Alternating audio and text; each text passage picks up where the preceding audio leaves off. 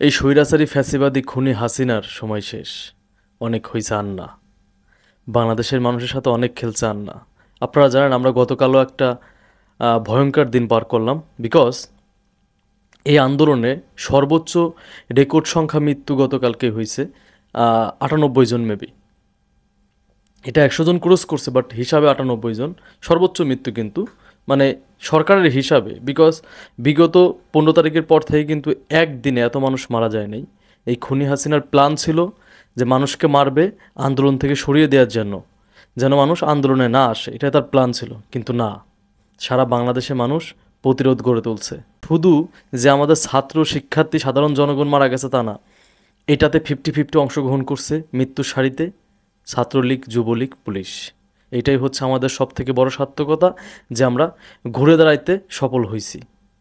আমরা মৃত্যুকে জয় করতে শিখে গেছি। একটা জিনিস কি জানেন, মানুষ নির্যাতন সহ্য করতে করতে এমন একটা জায়গাতে চলে যায় মৃত্যুকে তুচ্ছ মনে হয়। আপনি গাজার দিকে তাকান, তারা জানে ইসরায়েলি সৈন্যরা গুলি করে মারবে, তারপরেও কিন্তু ওই ইসরায়েলি সৈন্যদের সামনে গিয়ে বুক পেতে দেয়। কেন? কারণ তারা মৃত্যুকে জয় করতে শিখে গেছে। তেমনি বাংলাদেশের মানুষ আজকে মৃত্যুকে জয় করতে শিখে গেছে, এটা আমি মনে করি। তো এই জন্য গতকালকে যেই হত্যাকাণ্ড চালাচ্ছে সারা বাংলাদেশে, প্ল্যান ছিল গতকালকে সে পুরা মাঠ দখল দেবে, বাট সেটা সে ব্যর্থ হয়েছে, বিকজ গতকালকে পুরা মাঠ আমাদের সাধারণ জনগণ এবং শিক্ষার্থীদের পক্ষে ছিল। আজকে ঢাকাতে যারা আসবেন আপনাদের বলি, গত এক সপ্তাহ আগেও যে পুলিশ সেনাবাহিনী আমাদের পক্ষে ছিল না, তাদেরকে বিশ্বাস করা যাবে না, বিকজ মাথায় রাখতে হবে আমাদের অধিকার আমাদের আদায় করে নিতে হবে। একটা কথা, কেউ ঘরে বসে থাকবেন না। আর জনগণ যদি রাস্তায় নেমে আসে, যে পুলিশ প্রশাসনকে আপনি বন্ধু ভাবতেছেন, সেনাবাহিনীকে বন্ধু মনে করতেছেন আজকে, এই সেনাবাহিনী পুলিশ প্রশাসন অটোমেটিক বন্ধু হইতে বাধ্য হবে, কারণ এত জনগণের সামনে, এত জনতার সামনে তারা দাঁড়াইতে পারবে না। এটা মাথায় রাখতে হবে। আমি জানি আগামীকাল বাংলাদেশে পৃথিবীর ইতিহাসে সবথেকে বড় জমায়েত হবে ইনশাল্লাহ, সেটা হবে স্বৈরাচারী শেখ হাসিনার পতনের জন্য। আর সবাই প্রস্তুতি নেবেন, কোনো জায়গা অল্প অল্প করে জড়ো হবেন না, সবাই একসাথে জড়ো হবেন। আর সবসময় মাথায় রাখবেন, দেশটা আমাদের দেশটাকে আমাদেরই রক্ষা করতে হবে। এই খুনি হাসিনার হাত থেকে দেশটাকে রক্ষা করব, তারপর আমরা সুন্দর একটা বাংলাদেশ মেরামত করব ইনশাল্লাহ। আমি জানি যে প্রতিটা মানুষের স্বপ্ন হচ্ছে এটা, যে এই খুনি হাসিনার হাত থেকে বাংলাদেশকে রক্ষা করা। এই জন্য অলরেডি আপনারা জানেন আমার সাথে অনেকেরই কথা হয়। আমি আমি পেজে কোনো দিতে পারতেছি না, বিকজ আমার পেজটা হচ্ছে সাসপেন্ড করছে ফেসবুক, হয়তো ব্যাক চলে আসবে। এই জন্য ফেসবুকে আমি প্রচার করতে পারতেছি না। আপনারা অল্প অল্প মানুষ আমাকে ইউটিউবে দেখেন, বাট ফেসবুকে আপনারা যারা আমাকে চেনেন আগের থেকে, অনেকে আমাকে ফেসবুকে দেখে। বাট আমি দুঃখিত যে আমার কষ্টের জায়গা হচ্ছে এটা, আমার একটা ভুলের জন্য ফেসবুক আমাকে এই মুহূর্তে সাসপেন্ড করে, আজ থেকে 2-3 দিন আগে। এই জন্য আমি কোনো শেয়ার করতে পারতেছি না পোস্ট। এই জন্য আসলে অনেকে হয়তো জানেন না, ফেসবুকে অনেকে আমাকে মিস করতেছে। যারা আমার সাথে হোয়াটসঅ্যাপে, মানে যারা আমাকে পছন্দ করে, তাদের জন্য আমার একটা হোয়াটসঅ্যাপ নাম্বার আছে, সবাই কিন্তু এটাতে সম্পৃক্ত হয়ে আমাকে অনেক তথ্য দিচ্ছে। সারা বাংলাদেশের মাঝে যে গণজোয়ার তৈরি হয়েছে, এটা আসলে দমিয়ে রাখার ক্ষমতা শেখ হাসিনার নাই। আমি মনে করি পৃথিবীর কোনো স্বৈরাচারের এইটা দমিয়ে রাখার মানে ক্ষমতা নাই। আমাকে মেসেজ করতেছে অলরেডি, অনেকে ঢাকায় চলে আসছে। যেমন আমার কথা হলো বরিশাল ইউনিভার্সিটির সাথে, তারা অলরেডি চলে আসছে, আরও সবাই প্রস্তুতি নিচ্ছে ঢাকায় আসার জন্য।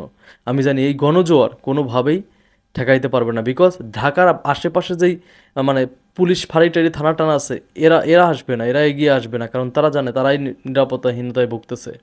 তারা জনগণের বিরুদ্ধে অবস্থান নেবে না। আপনারা জানেন আজকে শেখ হাসিনা পুরা জাতিকে 2টা ভাগে বিভক্ত করছে, পুরা জাতিকে। কিন্তু আমরা স্বাধীন রাষ্ট্র হিসাবেও আজকে পুরা জাতি 2টা ভাগে বিভক্ত। এটা হওয়ার কথা ছিল না। আমরা গণতান্ত্রিক দেশ, আমাদের কথা ছিল গণতন্ত্র চর্চা করা। আমরা সেই গণতন্ত্র থেকে সরে গিয়ে স্বৈরাচার চর্চা করছি। এই জন্য পুরো জাতি আজকে 2 ভাগে বিভক্ত হয়ে গেছে। আজকে আমাদের সাধারণ জনগণ, শিক্ষার্থীর পাশাপাশি পুলিশও মারা যাচ্ছে। কেন? এই পুলিশকেও জনগণের বিরুদ্ধে ধারা করতে বাধ্য করছে এই স্বৈরাচারী ফ্যাসিবাদী শেখ হাসিনা। একটা কথা মাথায় রাখবেন, সব কিছু শেষ আসে, আর সেই শেষের সময়টা চলে আসছে শেখ হাসিনার অতি দ্রুতই। আমি জানি আপনাদের এখন প্রতিটা ঘন্টা কয়েক বছরের মতো মনে হইতেছে, বিকজ এই স্বৈরাচারের অধীন থেকে আপনারা যত দ্রুত মুক্ত হইতে পারবেন, তত দ্রুতই আপনারা স্বস্তির নিঃশ্বাস ফেলতে পারবেন, এটা আমি জানি। আর অলরেডি গণভবনের চারপাশে তারকাটা দিয়ে ঘিরে দেওয়া হয়েছে।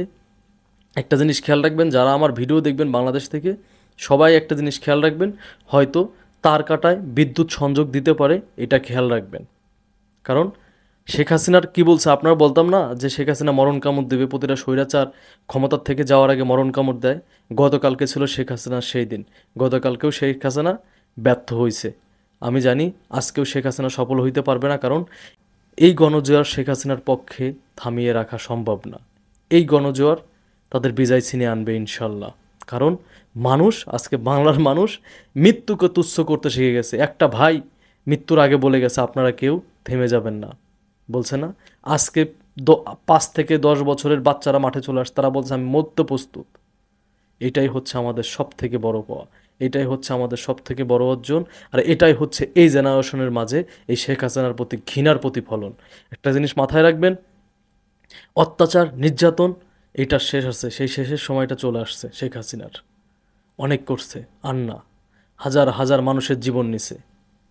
আল্লাহ আছে, উপরে একজন আছে, পরিকল্পনা করে রাখছিল। সেই পরিকল্পনা আজকে ইনশাল্লাহ আমরা বাস্তবায়ন করব। এবং আমি মনে করি পৃথিবীর কোনো অপশক্তি এই আমাদের যে ছাত্র জনতা, এদেরকে দমিয়ে রাখতে পারবে না। এরা এদের বিজয় ছিনিয়ে আনবেই ইনশাল্লাহ।